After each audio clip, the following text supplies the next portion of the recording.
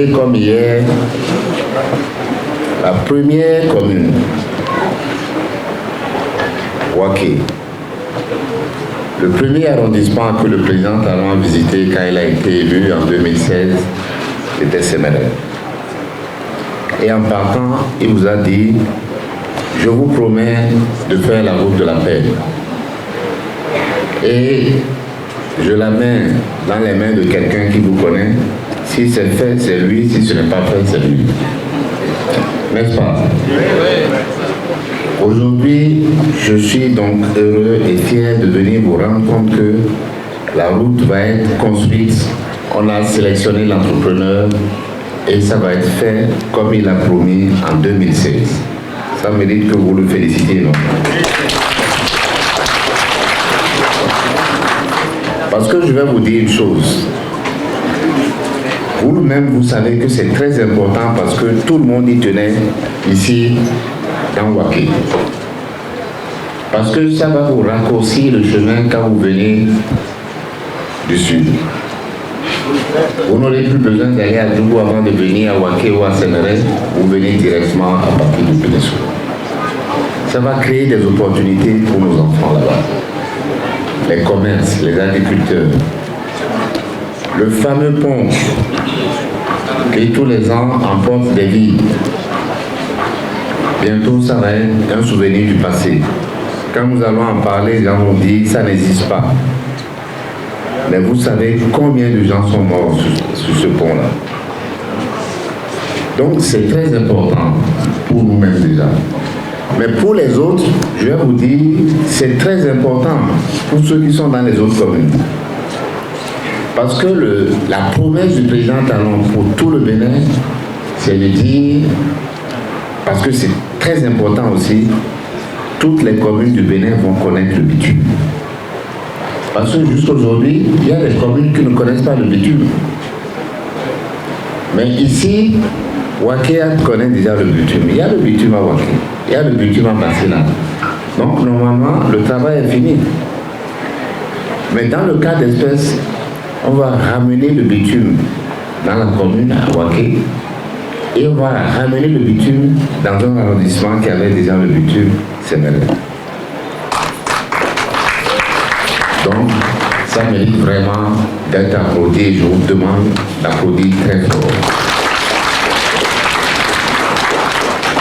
Donc, je veux dire à l'imam, je veux dire à tout le monde, tous ceux qui m'entendent, la route va être faite de Péninsulu à Séméré sans discontinu. Et désormais, quand on viendra à Séméré, le gouvernement ne sera pas au bord de Séméré. Ça va traverser Séméré. Donc, c'est une œuvre importante. L'autre chose importante, c'est l'accès à l'eau potable. Parce que jusqu'aujourd'hui, c'est vrai, il y a des villages où il n'y a pas d'eau. Mais en 2007-2016, c'était plus grave. Dans Séméré, dans Bajoudé, dans les autres arrondissements, il n'y avait pas d'eau. Aujourd'hui, il y a de l'eau. Et comme la ministre l'a dit, sur 100 Béninois aujourd'hui, il y a 80 qui ont de l'eau. Alors qu'en 2016, sur 100 Béninois, il y avait à peine 40 qui avaient de l'eau. C'est un travail colossal. Et c'est ça qui permet de dire que le reste là, ça va se faire. Si quelqu'un a pu porter la jarre jusqu'à ce niveau-là, si la jarre est déjà sur l'épaule, on peut dire qu'elle ira sur la tête. Et je veux vous apporter cette promesse et cet engagement. Sur ce chapitre, je veux parler à mes amis, à mes frères, les chefs coutumiers, qui sont préoccupés ici, mais comme un peu partout au Bénin, sur ce que devient la chefferie traditionnelle dans le programme du président Talon. Parce que le président Talon a été le tout premier à dire dans son programme de candidat et après dans le programme d'action du gouvernement que la chefferie traditionnelle allait être revalorisée. Nous avons fait le premier chemin et le chemin le plus important. Nous avons inscrit dans la Constitution cette disposition-là pour insérer la chefferie traditionnelle dans nos institutions, dans les institutions du Bénin. Ce qui reste à faire, parce que le même article de la Constitution dit que le reste, ça va se faire à travers une loi. Et cette loi-là va disposer des choses pratiques, des modalités pratiques d'exécution de cette relation de la chefferie traditionnelle dans les institutions. Le travail est en cours et beaucoup parmi vous ici ont été associés dans ces travaux-là. Et ces travaux vont nous permettre de soumettre bientôt à l'Assemblée nationale une loi sur la chefferie traditionnelle. Je veux vraiment vous dire ça et pour vous rassurer. Moi, je suis frappé chaque fois que je viens dans Ouaké, dans les arrondissements. Quand je rencontre les jeunes, cette préoccupation vient toujours dans les discussions. Comme un refrain, mais aussi comme une critique de notre action, de ce qui nous reste à faire et qui n'est pas fait.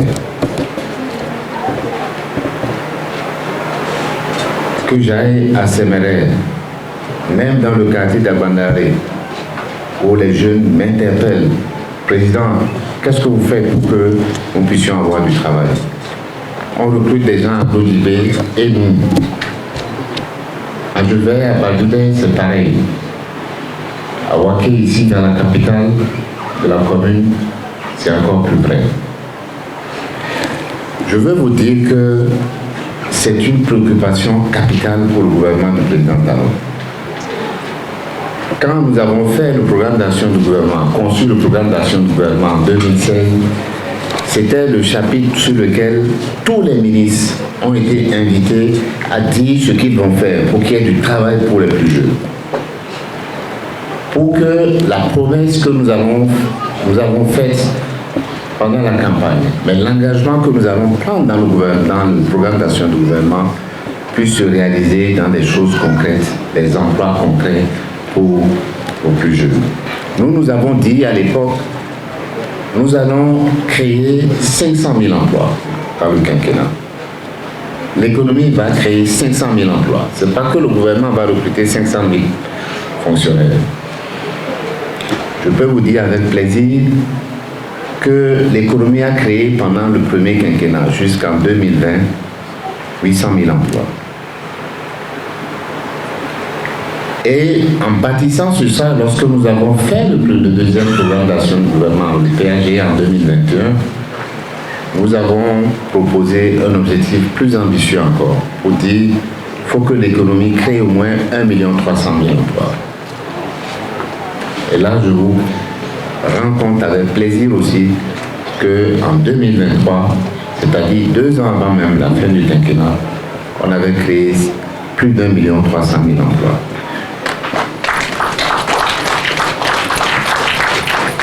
Mais pourquoi nous sommes si sûrs que nous allons faire ça? C'est parce que nous avons regardé là où notre action va faire une différence. D'abord dans l'agriculture. Nous avons pris des mesures à nul autre pareil pour que dans les filières qui existaient, comme le coton, nous soyons encore plus performants. La preuve, Madame la ministre l'a dit tout à l'heure, nous sommes les premiers producteurs de coton. En 2016, on produisait à peine 250 000 tonnes. C'était déjà beaucoup. Mais aujourd'hui, on a franchi la barre de 700 000 tonnes. Mais nous avons dit, l'agriculture va créer d'autres filières encore. Il faut qu'il y ait d'autres filières. Il ne faut pas qu'on soit seulement le coton, sinon on sera des unijambistes. Créer d'autres filières, c'est ça le soja. Et Ouaké, ici on connaît, la Doga connaît, c'est un des départements où on fait le plus de soja aujourd'hui. En 2016, on produisait moins de 100 000 tonnes de soja. Cette année, on a déjà produit plus de 550 000 tonnes. C'est les jeunes producteurs qui sont à l'avant-garde de ceci. C'est pour ça qu'il y a du travail, il y a des emplois qui sont créés dans cette filière. Mais on ne s'est pas arrêté là. On a dit, bien sûr, l'agriculture parce que c'est notre premier secteur d'emploi, c'est notre premier secteur de production. Mais si nous ne créons pas d'autres secteurs de production, là aussi, nous allons commettre une faute. Et nous n'allons pas pouvoir générer ces emplois dont nous parlions. Donc, première chose, développer un autre secteur comme le tourisme. Et vous voyez tout ce qui a été fait dans le pays en matière touristique. À Ouida, à Cotonou, à Abomey, à Neki. Même dans nos communes, il y a des choses, de petites choses qui se font pour le développement du tourisme et de l'artisanat qui va avec. Et troisième secteur générateur d'emplois, c'est l'industrie. C'est ce que Madame la ministre fait tous les jours. Et c'est sous ce chapitre que nous avons dit il faut que nous cessions seulement d'être des exportateurs de produits agricoles et puis c'est tout. Le coton qu'on a exporté depuis des années seulement en fibre, il faut qu'on aille plus loin. On va produire des textiles, on va produire des t-shirts. Aujourd'hui, on produit déjà des t-shirts qu'on vend en Amérique. Le t-shirt béninois, on vend ça en Amérique.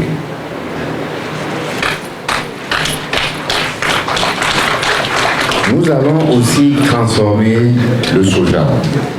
Nous allons transformer aussi les noix de cajou. Nous allons transformer le calicot.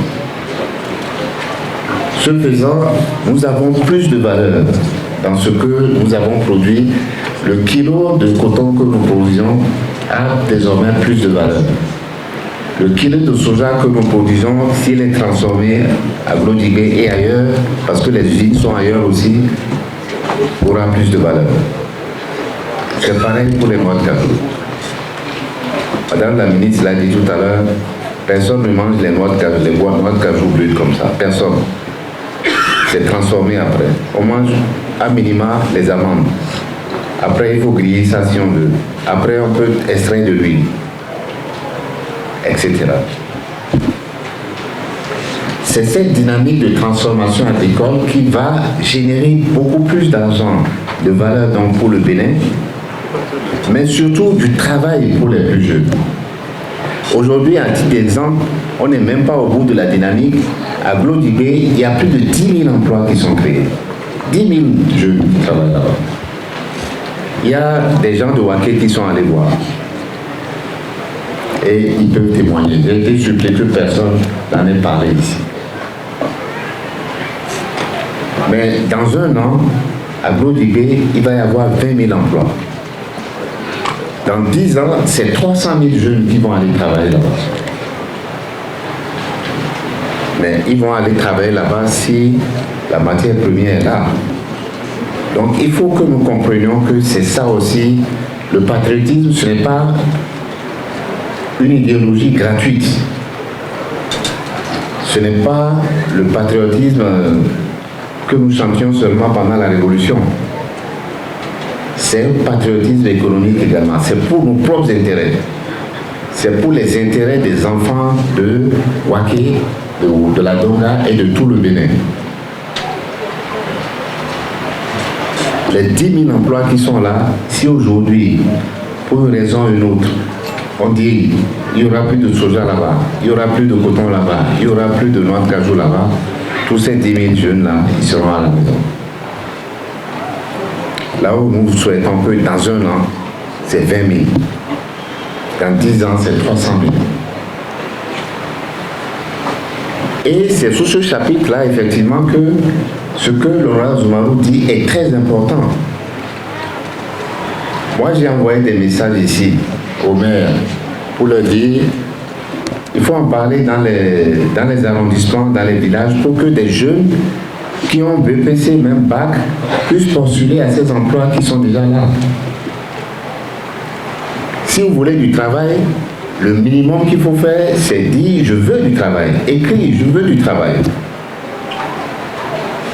Personne n'ira vous chercher pour venir travailler là où les autres sont en train de courir pour avoir le même travail. Donc, mes chers amis, mes chers jeunes, je vous en supplie, vous êtes outillés pour ça, vous êtes déjà équipés pour ça. Faites le minimum qu'il y a à aller demander. Il ne faut pas avoir honte de ça. Il ne faut pas avoir peur de ça. Vous n'êtes pas mieux formés que les autres, moins formés que les autres. Vous êtes aussi formés, sinon mieux formés. Parce que je sais que c'est vrai, nous avons des problèmes dans l'école, dans la Donga, mais il y a des communes qui font des performances mieux que les autres. Et Waké a d'assez bonnes performances.